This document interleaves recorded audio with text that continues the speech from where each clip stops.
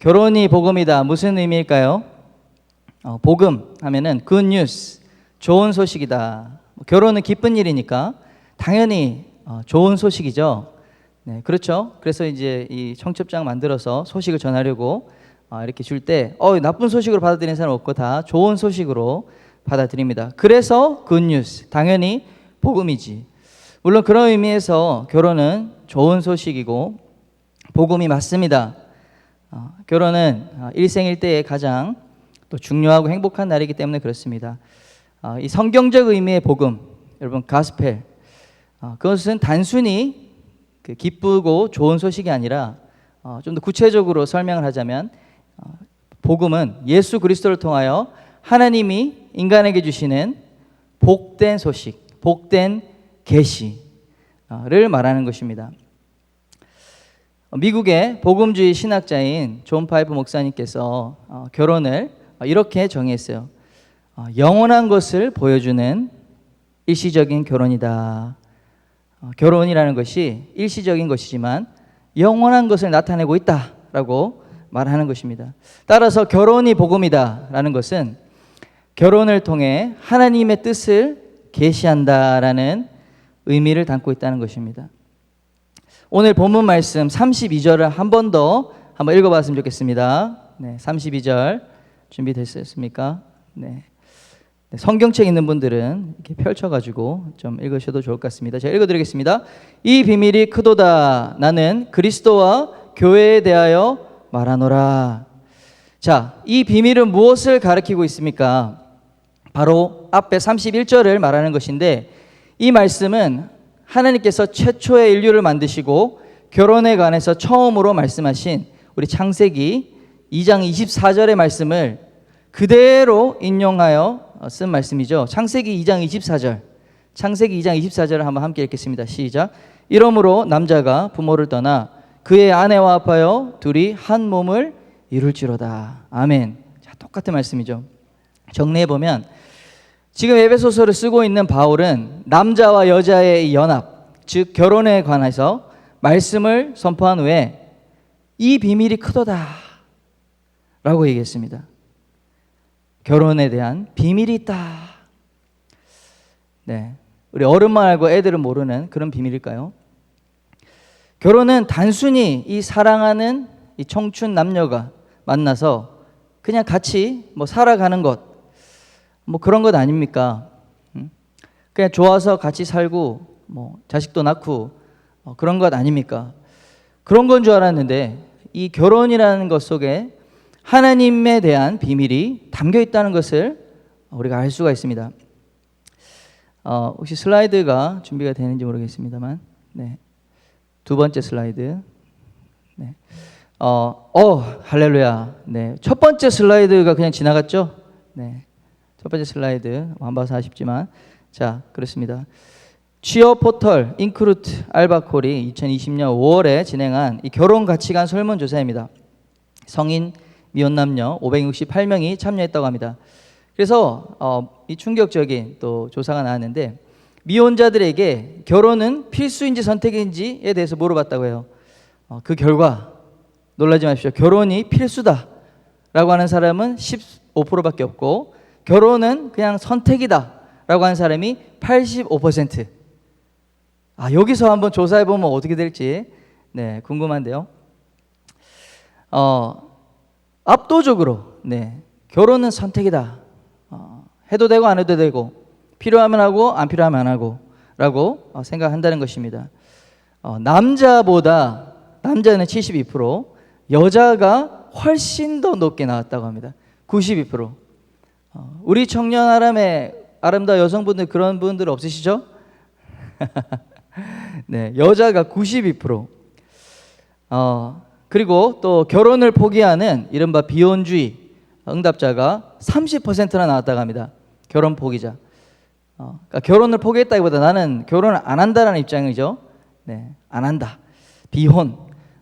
그러니까 3명 중에 1명은 비혼이라는 것이죠. 이유를 살펴보니 여성은 임신과 육아 또 직장 문제 때문에 이제 나는 결혼을 안 하겠다. 비혼을 선택하겠다.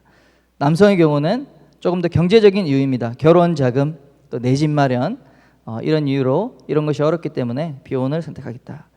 이 베이비 타임즈에 나오는 것입니다. 자, 세상의 문제는 이 세상만 이렇다는 게 아니라는 것이죠. 크리스천 청년들도 이 비슷하다는 것입니다. 세상의 흐름에 항상 우리 교회가 영향을 받기 때문에 그렇습니다. 크리스천들 역시 결혼 그냥 하면 좋은 거고 안 해도 좋은 거지 라고 생각하는 사람들이 많이 있습니다. 개인의 기호 또 선호에 따라서 하거나 안 하거나 별로 내 인생에 그렇게 중요한 것은 아니야. 내 신앙에 별로 중요한 것이 아니야. 이렇게 말하고 있는 생각하는 크리스천들도 많다. 왜 그럴까? 다 결혼의 비밀을 우리가 충분히 깨닫지 못해서 그렇다라고 믿습니다. 우리는 그 하나님이 원래 계획하신 이 결혼에 대한 그 의미, 결혼의 비밀을 정말 깨달아야 우리 가운데 변화되는 행동에 대한 변화. 자, 그래서 오늘 말씀을 통해 결혼 속에 숨겨두신 이 신비와 비밀을 깨닫는 시간 되었으면 좋겠습니다. 자, 그러면 왜 결혼이 복음일까요? 여러분, 왜 결혼이 하나님을 나타내는 계시일까요? 자, 첫 번째, 결혼은 삼위일체 하나님을 계시하기 때문입니다. 함께 따라해 보겠습니다. 결혼은 삼위일체 하나님을 계시하고 있다. 한 가지 인용을 할 텐데 우리 한국 복음주의 조직 신학회 회장님이신 백석대 김윤태 우리 교수님 이 해석을 좀 쓰겠습니다. 이 김윤태 교수님은 하나님의 속성에 대해서 하나님의 속성과 하나님의 존재 방식을 설명하는 묘사하는 것을 아주 어려운 말씀입니다. 내재적 삼위일체다. 뭐 이런 개념으로 설명하는데 자, 그 부분을 좀 요약해 보겠습니다. 내재적 삼위일체. 여러분, 삼위일체라는 말을 많이 들어보셨죠? 하나님께서 성부, 성자, 성령의 완전한 연합으로 각각이 분리되어 있는 독립적인 인격이시지만 하나로 연합된 존재다. 신비한 존재이시죠. 하나님의 속성이 이것입니다. 자, 근데 결혼은 이 하나님의 삼위일체 하나님을 계시하고 있습니다. 삼위일체 하나님의 이 본질을 이 내재적 삼위일체의 해석을 따르면은 첫째는 질서적 연합입니다. 둘째는 사랑의 연합입니다. 셋째는 생명의 연합입니다. 자, 먼저 질서적 연합을 설명드리겠습니다. 성부, 성자, 성령, 우리 삼위일체 하나님은 분명한 질서, 아버지와 아들과 영이라고 하는 이 질서가 분명히 세워져 있는 영원한 질서를 세우시는 그 관계로서 연합을 하고 계신다. 영원한 질서적 관계시다라고 하는 것입니다. 성부 하나님의 뜻을 세우십니다. 그리고 성자 예수님께서 그 뜻에 순종하여 성육신하십니다. 그리고 성령 하나님은 그 하나님의 뜻을 이루는 능력을 가지고 이 땅에서 행하십니다. 이렇게 기능적인 분리도 일어나 있습니다. 이런 각각의 고유한 기능과 고유한 질서를 가지고 있다. 아버지와 아들과 성령, 이것은 각각이 다르지만은 서로 상호 의존적인 이런 아름다운 질서를 유지하고 있습니다. 그래서 예수님께서도 이것에 대해서 여러 번 말씀하셨는데 예수님이 하나님이시잖아요. 하나님의 본체이십니다. 그런데 예수님은 계속해서 이런 말씀하셨습니다. 요한복음 5장 30절에 내가 아무것도 스스로 할 수 없노라.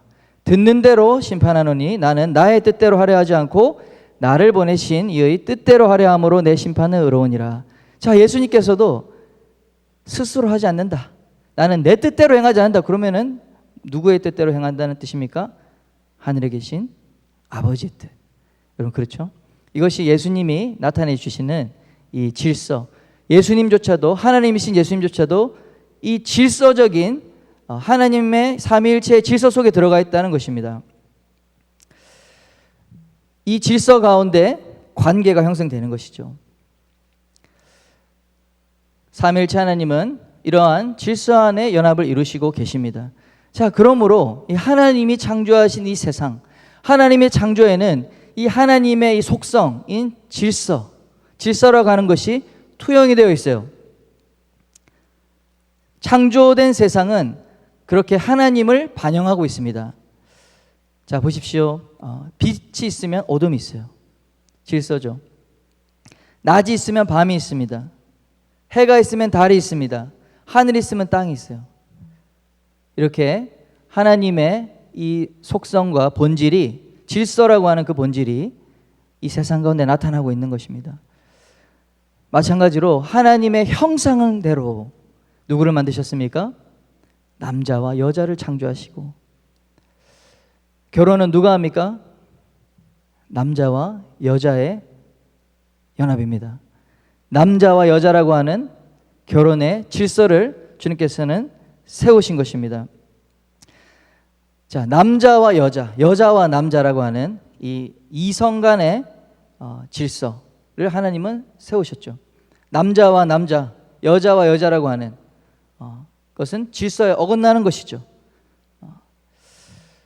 또 이 단수 복수, 한 남자 그리고 한 여자 간의 연합이죠. 이것이 질서인 것입니다. 한 남자와 두 여자, 또는 한 여자와 두 남자, 이러한 연합은 하나님이 보시기에 아름답고 선한 질서가 아닌 것이죠. 하나님은 분명히 한 남자와 한 여자가 결혼하도록 그렇게 하나님은 질서를 세우시는 분이십니다.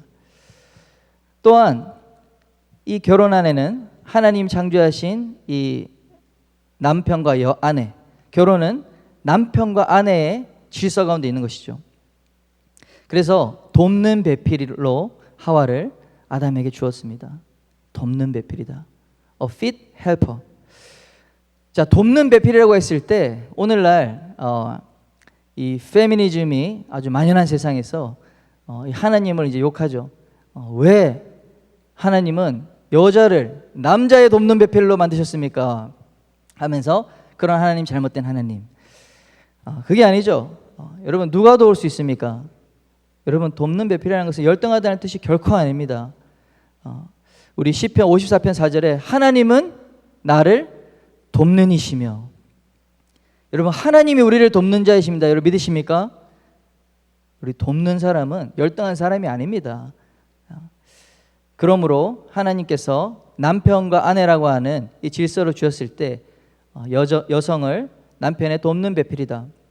그것 또한 하나님의 창조하신 이 질서 가운데 있는 것이다. 사랑과 존중의 이 질서적 관계, 그러니까 달라요. 동등하진 않습니다. 모든 것이 똑같지 않습니다. 기계적인 똑같음이 있는 것이 아니라 이 하나님의 이 해와 달과 같은 남자와 여자의 이 질서가 다르다는 것을, 분명한 질서적 관계를 하나님 만드셨다는 것을 우리가 인식해야 될 점 있습니다.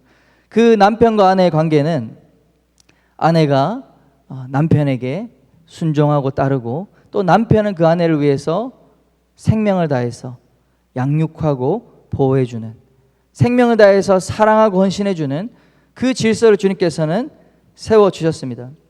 자, 여기서 또 우리 이 마음이 어렵습니다. 복종하라.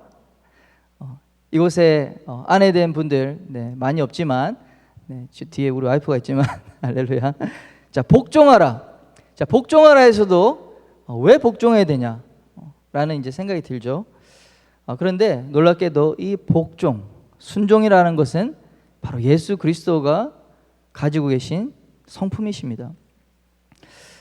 에베소서 5장 21절에 그리스도를 경외함으로 피차 복종하라. 자, 복종하라는 단어가, 그런 명령이 우리 그리스도인들에게는 여러 군데에서 우리에게 요청하시는 것이죠. 빌립보서 2장 3절에도 오직 겸손한 마음을 가지라. 주님의 마음인 줄 믿으시기 바랍니다. 갈라디아서 5장 13절에 사랑으로 서로 종노릇하라. 할렐루야. 여러분, 종이 되라는 것입니다. 자, 이 복종보다 이 종노를 하는 게 더 힘들겠죠? 또 디모데전서 6장 2절에도 종의 섬김을 본받으라. 요한복음 13장 15절에 예수님께서 스승이지만 우리 제자들의 발을 닦아주면서 내가 너희에게 본을 보였노라. 사랑하는 여러분, 복종하라. 이 말에 너무 부담 갖지 마시길 바랍니다. 우리 그리스도인이라면 당연히 이 섬김의 마음, 종된 마음, 복종하고 순종하는 마음이 우리 가운데 있어야 될 줄 믿습니다.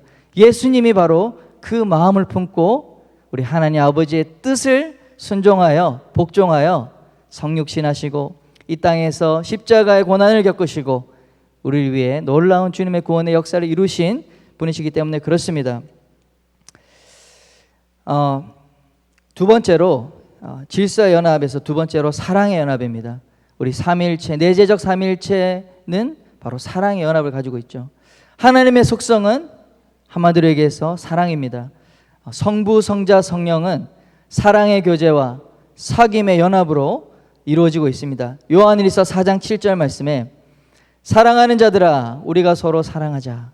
사랑은 하나님께 속한 것이니 사랑하는 자마다 하나님으로부터 나서 하나님을 알고. 사랑하는 여러분, 하나님은 바로 사랑이시죠. 하나님은 사랑으로 충만한 분이십니다. 자, 이 하나님의 삼위일체는 바로 이 사랑의 연합을 이루고 있는 속성을 가지고 있다. 여러분 잘 생각해 보십시오. 결혼의 가장 중요한 요소가 무엇입니까? 조건입니까? 그 남자의 재력입니까?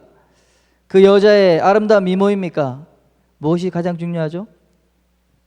결혼의 가장 중요한 것 집안 배경입니까? 아니죠. 결혼의 가장 중요한 것은 사랑의 관계. 우리 안에 이 사랑으로 시작된 이 관계가 되어야 우리가 그 다음에 이제 결혼을 할 수 있는 거고 그런 준비를 할 수 있는 것입니다. 여러분 결혼만큼 사랑에 관해서 사랑의 핵심이 되는 결혼이 가장 사랑에 대한 이야기죠. 결혼은 깰 수 없는 영원한 사랑의 언약을 이야기하는 것입니다. 그래서 우리가 결혼식에 가서 이렇게 얘기하는 것이죠. 당신만 바라보며 평생 사랑하겠습니다. 평생 사랑의 언약을 하는 것이 결혼식입니다. 이 하나님의 이 사랑의 연합의 속성이 그래서 이 결혼 가운데 그대로 드러나고 있다는 것입니다. 하나님께서는 이스라엘 백성을 향해서 다른 다른 우상을 섬기는 것에 대해서 하나님은 나는 질투하는 하나님이다 라는 표현을 쓰셨어요. 그리고 우상을 섬기는 것에 대해서 뭐라고 했습니까? 너희가 음란하게 다른 우상을 섬기지 마라. 하나님 외에 다른 신을 모시는 것을 이 왜곡된 사랑, 엇나간 사랑이 음란으로 비유하고 있어요. 심지어 이스라엘 향해서 이 음란한 창녀가 되었다라는 표현도 합니다. 그리스도와 교회의 관계 역시 이 사랑의 관계, 거룩한 신부다 그렇게 표현하고 계십니다. 이 사랑이라는 것은 바로 이 결혼의 핵심 속성인 사랑이라는 것은 바로 이 하나님의 사랑의 연합을 이 땅 가운데 계시해주고 나타내주고 보여주는 것이라는 것입니다. 그래서 우리 결혼에서도 외도하면 어떻게 됩니까? 박살나는 거죠. 사랑이 깨어지는 것입니다. 거룩한 언약을 깨트리는 것입니다. 하나님과의 관계에 있어서 우리는 오직 거룩한 사랑, 오직 거룩한 하나님만을 바라보는 사랑의 관계, 사랑의 연합을 이루어야 될 줄 믿습니다. 세 번째, 내재적 삼위일체 세 번째는 바로 생명의 연합입니다. 우리 삼위일체 하나님은 성부, 성자, 성령, 영원한 생명체예요. 영원한 생명, 각각의 영원한 생명으로 삼위일체 하나님께서 연합하십니다. 그 생명의 연합이 이루어질 때 놀라운 새로운 생명의 창조가 일어나요. 생명이 연합해 있으니까 새로운 생명이 창조. 하나님 형상으로 사람을 창조하시고 하나님이 바라보시기에 좋은 이 땅을 창조해 내시는 것입니다. 결혼은 그 생명을 창조하시는 생명의 연합을 나타낸다. 하나님의 생명 창조를 나타낸다 라고 우리가 볼 수 있는 것입니다. 하나된 생명으로 우리는 인간은 결혼하여 사랑의 두 아름다운 생명이 연합함으로 어떻게 되죠? 새로운 생명, 새로운 자녀가 그 가운데서 태어나는 것이죠. 창세기 1장 28절에 그러므로 생육하고 번성하라. 우리 결혼의 명령을 통해서 주시는 하나님의 뜻인 줄 믿습니다. 이 생명의 연합이 이루어질 때 여러분 놀라운 복음의 역사도 일어난다고 말하고 있습니다. 너희가 서로 사랑하면 세상이 다 내 제자인 줄 알리라. 사랑하는 여러분, 교회가 서로가 사랑하고 연합할 때 그 생명력은 세상 가운데 흘러가게 되는 줄 믿습니다. 시편 133편에 형제가 서로 연합하여 동거하며 어찌 그 아름다운 고, 그때에 이 헐몬에서부터 놀라운 이슬이 흘러 넘친다. 성령의 충만함이 흘러 넘친다. 이 연합의 생명의 연합에는 이런 놀라운 열매를 맺는다라는 것을 우리가 알 수 있습니다. 그렇게 이 삼위일체 하나님의 속성은 결국 성경 전체에 하나님의 그 성품이 드러나는 그런 핵심 메시지가 되는 것입니다. 그렇기 때문에 성경 전반에 이 놓아져 있는 하나님의 창조 원리가 바로 삼위일체 하나님의 속성에서 나오고, 또 하나님 우리를 다스리시는 그 원리가 삼위일체 하나님의 속성에서 나오는 것입니다. 정리하면 인간의 구원이 무엇이냐? 바로 영원한 생명, 영원한 질서, 그리고 영원한 사랑의 사귐, 그리고 영원한 생명에 동참하는 것이 바로 우리 인간이 구원을 받는 것이죠. 죄로 말미암아 깨어진 이 연합, 하나님 영원한 생명으로부터 깨어진 이 연합을 바로 예수 그리스도의 십자가로 말미암아 다시 회복시켜 주시는 것이 바로 이 구속사에 참여하는 것이죠. 네, 그것이 바로 결혼이 이 하나님과 인간의 연합을 계시하는 통로라는 것입니다. 다 정리하겠습니다. 우리 결혼은 왜 복음인가? 하나님의 삼위일체의 속성을 나타내고 있기 때문에, 그 아름다운 연합을 보여주는 하나님의 귀한 통로로 결혼을 만드셨기 때문입니다. 자, 두 번째 왜 결혼이 복음일까요? 우리 한번 함께 따라 읽어보겠습니다. 시작. 결혼은 하나님의 사역이기 때문입니다. 자, 결혼은 우리 인간이 스스로 만들어낸 제도가 아닙니다. 사람들이 살다 보니까 그냥 결혼하면 좋겠네, 같이 살면 좋겠네, 이렇게 만들어진 것이 시작부터 아니었어요. 하나님께서 인간을 창조하신 후에 의도적으로 이 결혼이라고 하는 제도를 기획하셨습니다. 디자인하셨습니다. 또한 계획하셨을 뿐만 아니라 인류 최초의 결혼식을 주도하시고 지금도 이 결혼식에 하나님은 놀랍게 역사하고 계십니다. 하나님의 사역, 첫 번째로 하나님은 이 결혼을 기획하셨죠. 창세기 2장 18절 말씀 읽어드리겠습니다. 여호와 하나님이 이르시되 사람이 혼자 사는 것이 좋지 아니하니 내가 그를 위하여 돕는 배필을 지으리라 하시니라. 자, 하나님의 형상으로 아담을 창조하신 하나님께서 이렇게 말씀하신 것입니다. 혼자 사는 것이 좋지 않다. 지금까지 하나님은 6일 동안 하늘과 땅에 이 동식물을 창조하시면서 보시기에 뭐라고 하셨습니까? It is good. 좋다고 하셨어요. 그런데 처음으로 우리 혼자 있는 아담을 향해서 말했습니다. It is not good. 좋지 않다. 보기에 좋지 않다. 사람이 혼자 사는 것이 좋지 아니하니, 이것이 하나님이 우리를 보시는 관점이라는 것을 여러분 믿으시기 바랍니다. 아멘이십니까? 우리 중에 이런 분도 있죠. 나는 혼자 사는 거 괜찮아. 여러분, 하나님이 혼자 있는 여러분을 볼 때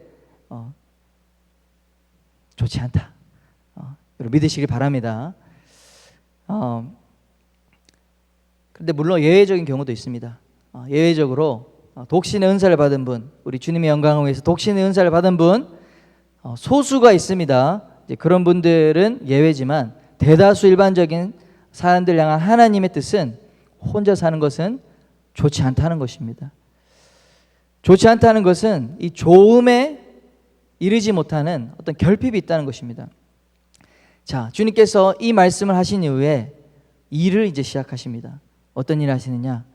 이렇게 얘기하셨죠. 내가 그를 위하여 돕는 배필을 지으리라.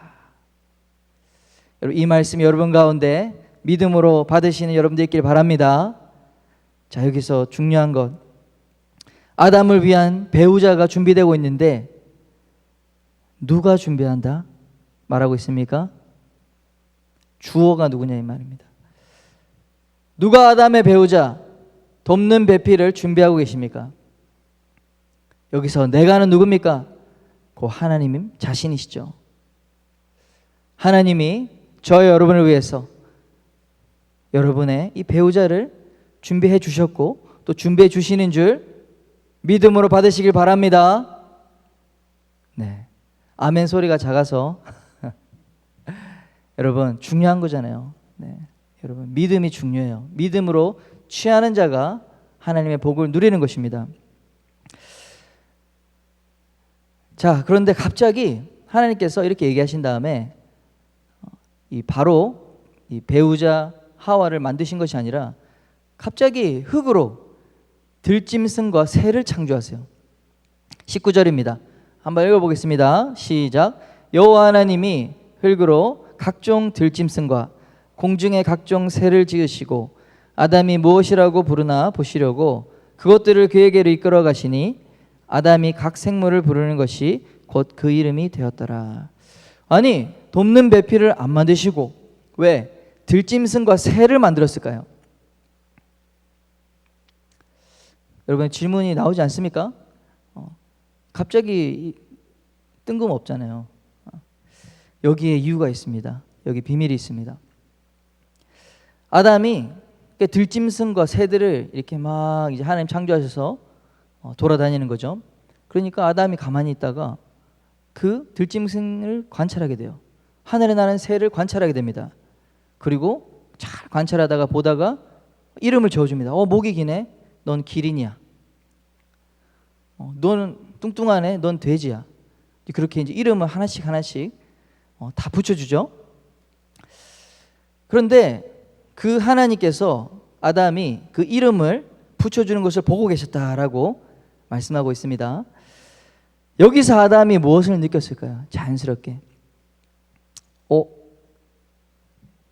노루가, 암수 노루가 막 이 들판에서 뛰어놉니다. 서로 이렇게 장난치면서 막 서로 비비면서 서로 막 나 잡아봐라 하면서 뛰어놀아요. 암수가 서로 사랑하는 거죠.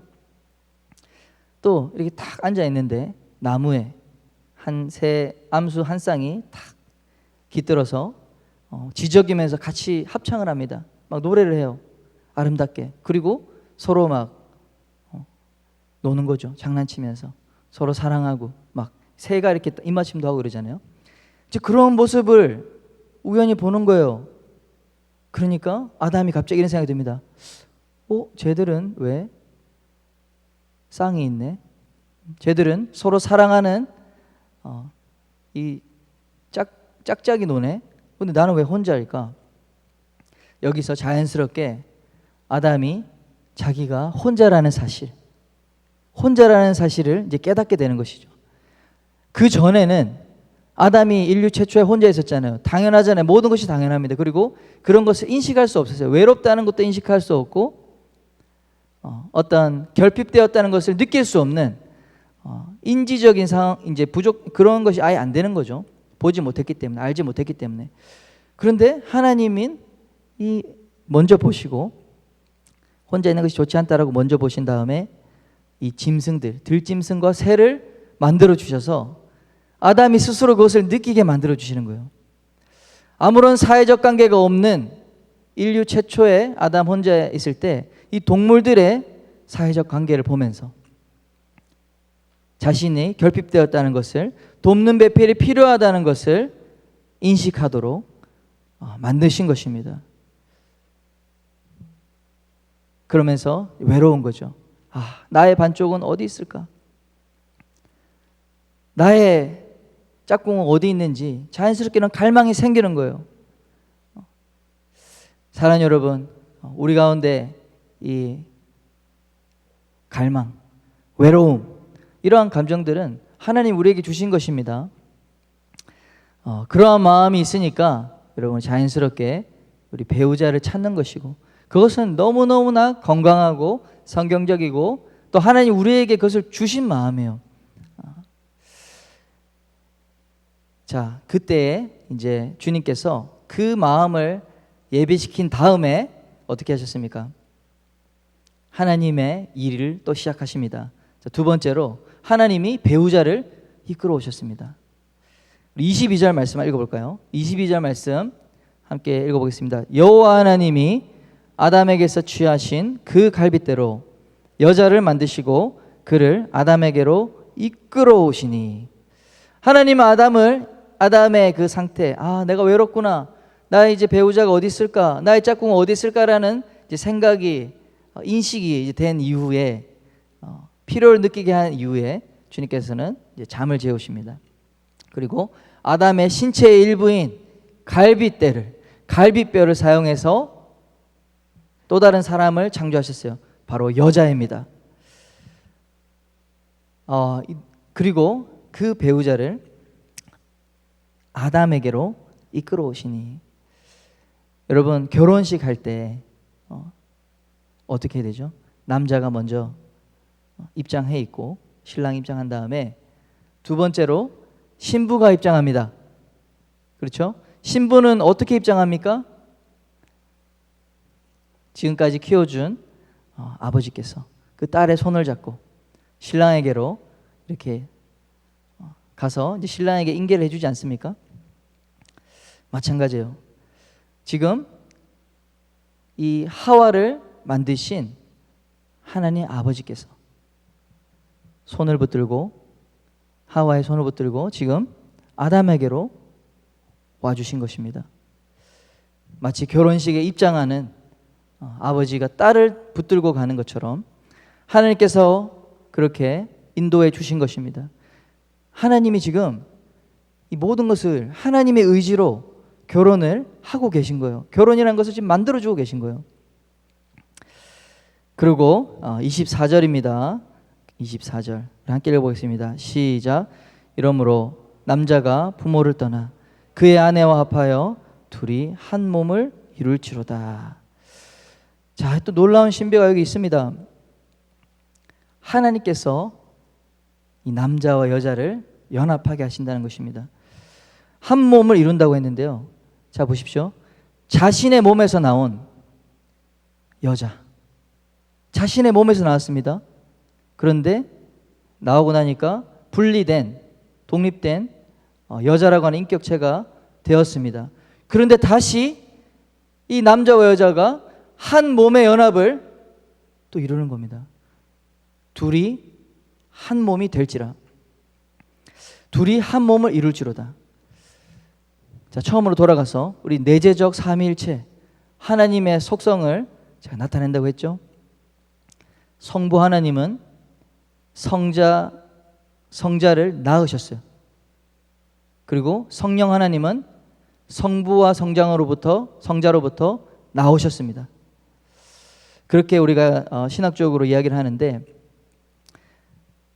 각각 독립된 세 인격이지만 그러나 성부 하나님으로부터 낳으신, 낳음을 받은 성자예요. 그런데 또 그 독립된 세 개의 인격체이신 하나님께서 성부, 성자, 성령이 하나로 연합합니다. 삼위일체가 됩니다. 이 신비가 바로 결혼의 신비라는 것입니다. 아담의 한 몸에서 나온 이 여자가 다시 독립적인 인격이 되어 다시 둘이 한 몸으로 연합하는 것이 결혼이라는 것이죠.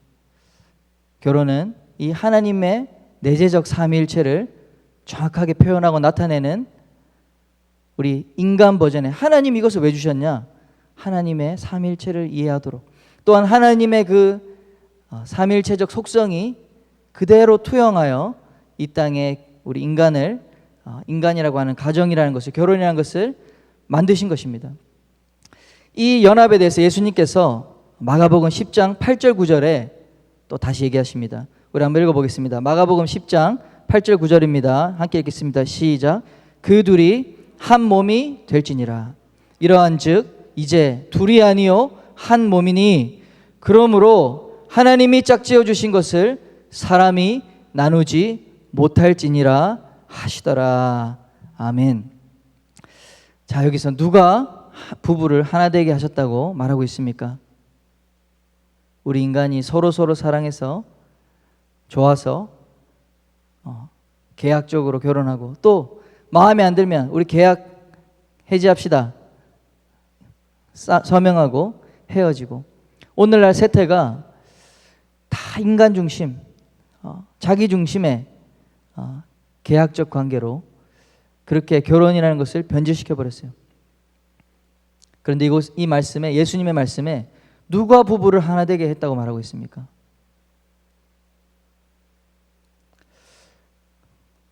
하나님이 짝지어 주신 것. 하나님이 짝지어 주신 것을 누가 나누지 못한다고요? 사람이 나누지 못할지니라. 여러분 믿으십니까? 결혼은 하나님께서 남자와 여자를 하나 되게 하시는 하나님의 사역입니다. 신적인 사역입니다. 그렇기 때문에 사람끼리 스스로 나눌 수 없다는 거예요. 결혼이라는 것은 그냥 우리 인간 차원에서 좋으니까 만나자, 결혼하자, 싫으니까 헤어지고 그만 만나자,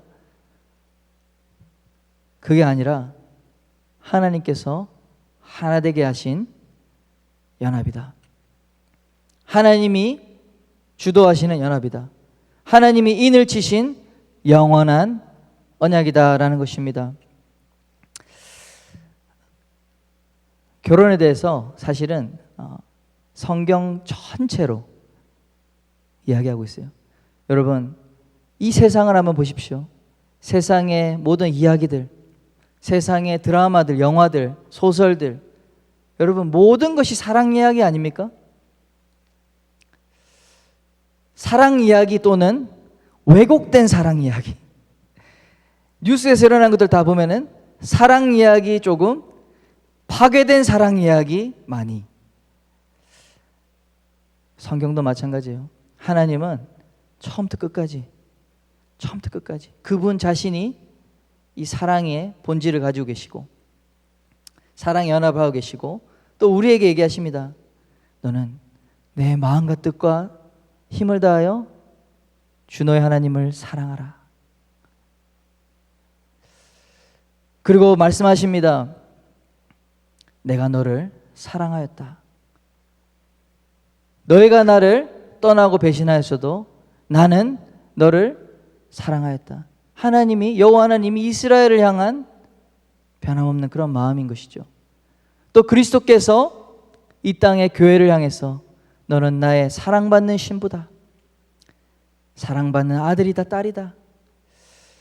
이 결혼이라고 하는 테마, 사랑의 테마는 성경의 시작과 끝까지 그렇게 이루어지고 있는 놀라운 복음 이야기라는 것입니다. 그래서 우리가 마지막에 거룩한 예수 그리스도의 구속의 마지막의 스토리는 무엇입니까? 우리 천국의 어린 양의 혼인잔치에 참여하는 거예요. 여러분, 구원이라는 것은 바로 이 어린 양 예수 그리스도, 그분이 신랑이시고 우리는 거룩하게 깨끗한 세마포 옷을 입은 준비된, 신부로 준비된 이 땅의 교회입니다. 그래서 우리가 주님의 마지막 때에 이 거룩한 결혼식에 참여하는 거예요. 천국의 혼인잔치에 참여하는 것이 바로 구원의 마지막입니다. 결론은 결혼은 하나님을 드러내는 것이다. 한번 따라해 보겠습니다. 시작. 결혼은 하나님을 드러내는 것이다. 아멘. 인간이 이 하나님의 생명과 함께 연합해 가는 과정, 하나님의 영원한 생명에 연합되어져 가는 과정이 바로 결혼의 영적인 의미라는 것입니다. 공통의 생명과 이 공통의 영적인 질서와 영원한 사랑의 사귐, 이것이 하나로 연합하는 것, 그것이 이 땅에서 보여주는 결혼이 의미하고 나타내는 하나님의 신비라는 것을 믿으시길 바랍니다. 에베소서 5장 31절과 32절 말씀을 본문 말씀인데요, 우리 한 번 더 읽고 우리 마무리하도록 하겠습니다. 우리 에베소서 5장 31절 32절 읽겠습니다. 그러므로 사람이 부모를 떠나 그의 아내와 합하여 그들이 한 육체가 될지니 이 비밀이 크도다. 나는 그리스도와 교회에 대하여 말하노라. 아멘.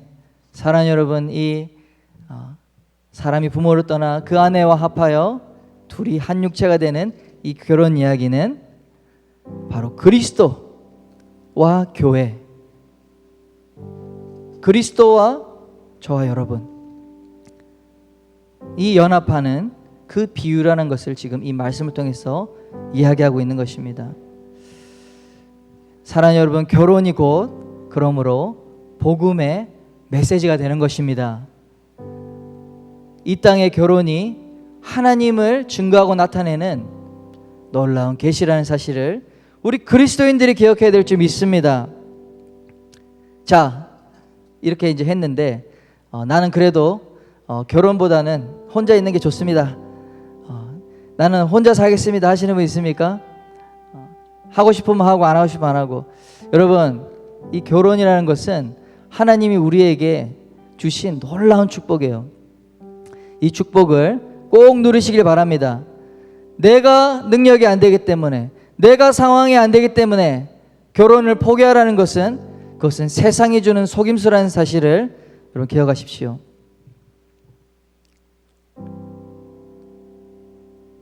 여러분, 이 시대에 너무너무나 중요한 이 메시지, 이 결혼이 회복되어야 될 줄 믿습니다. 성경적 결혼관이 우리 그리스도인 청년들 가운데 회복되길 축원합니다.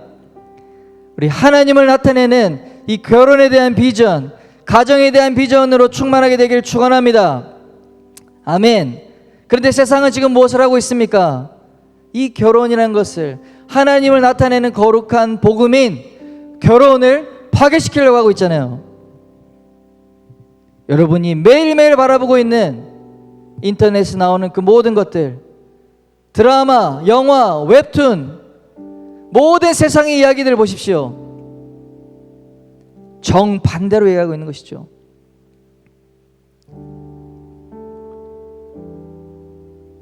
그래서 이 결혼을 파괴하는 모든 것들, 단순히 결혼을 이렇게 흐트러 놓는 수준이 아닌 것이죠. 이 생명의 연합이라고 했는데, 오늘날 생명의 연합을 파괴시키는 그것이 무엇입니까? 우리 결혼해도 출산하지 않는다는 것입니다. 비출산, 다른 이유로 생명을 안 낳겠다는 거예요. 또 생명을 낙태시킵니다. 그것을 거리낌 없이 할 수 있도록 법으로 만들어 달라.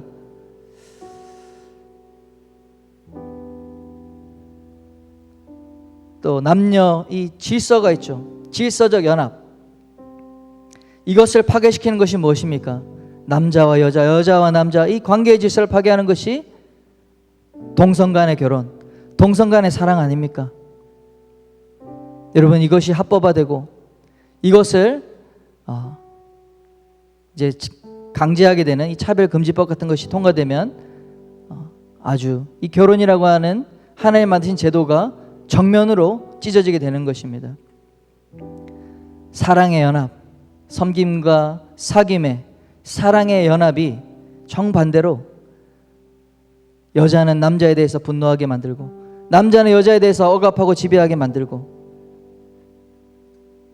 너무나 쉽게 조금만 다르면 깨어져 버리는, 사랑과 섬김에 사귐이 있는 것이 아니라 자신의 욕망을 위해서 상대방을 붙들고 있는 그러한 형태들, 그렇게 하라고 부추기고 있잖아요. 불륜이라는 것 이제는 죄도 아닙니다, 우리나라에서. 그런데 여러분, 아이들이 보는 수많은 매체들, 우리들이 보고 있는 수많은 매체들과 우리가 좋아하는 그런 영화, 드라마, 이 하나님의 아름다운 사랑의 연합을 정반대로 이야기하고 있는, 그것을 깨트리는 그런 것을 보면서 우리가 함께 즐거워하고 있어요. 우리가 같이 타락한 겁니다. 우리 안에 이 주님의 복음에 정반대대로 주님의 복음을 깨트리려고 하는 그러한 악한 사상들, 그냥 감정적으로 좋으니까 가정을 깨트리고 사랑하는 이 언약 관계를 깨트리는 그런 간음하는 그러한 것이 오늘날 세대에 얼마나 많이 보편화되는지 모릅니다.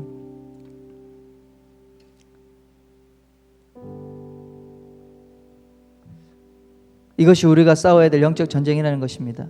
이것이 우리가 극복하고 나아갈 이 땅에 오늘날 청년 세대가 싸워나가야 될 거룩한 문화 전쟁이라는 것입니다. 여러분, 이 핵심에는 바로 하나님에 대한 이 복음, 바로 이 복음이 계시되는 통로로서 결혼이 있다는 것을 꼭 아셔야 됩니다. 그러므로 이 결혼이라고 하는 아름답고 거룩한 연합을 어떤 형태로도 깨트리려고 하는 것은 단순히 결혼을 파괴하는 것이 아니라 하나님을 깨트리는, 하나님의 진리 전체를 향해서 위협하고 깨트리고자 하는 사탄의 술책이라는 것을 여러분 기억하시길 바랍니다. 성해방, 동성애, 차별금지법, 이러한 형태로 우리에게 공격하는 그 모든 것을 우리는 깨어나야 됩니다. 또 세상의 문화, 더럽고 추악한 이 음란의 문화, 더러운 문화들이 우리 가운데 스며들지 못하도록 우리는 분명한 기준을 세우고 나아가야 될 것입니다.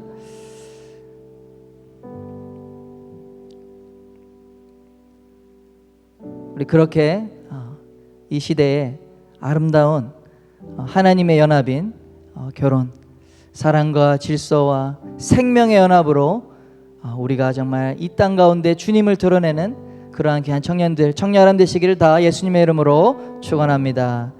기도하겠습니다. 하나님 아버지,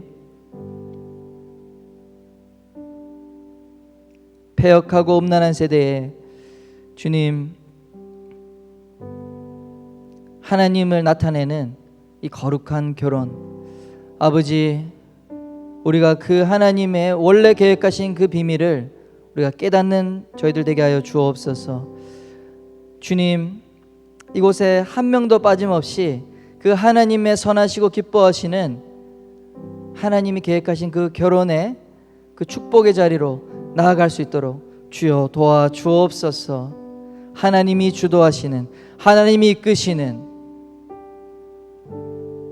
그 사랑과 아름다운 연합, 이 결혼의 그 놀라운 열매들이 많이 맺힐 수 있도록 축복하여 주옵소서. 그래서 이 시대에 하나님을 나타내는 귀한 믿음의 청년들로 믿음의 가정들을 세울 수 있도록 주여 축복하여 주옵소서.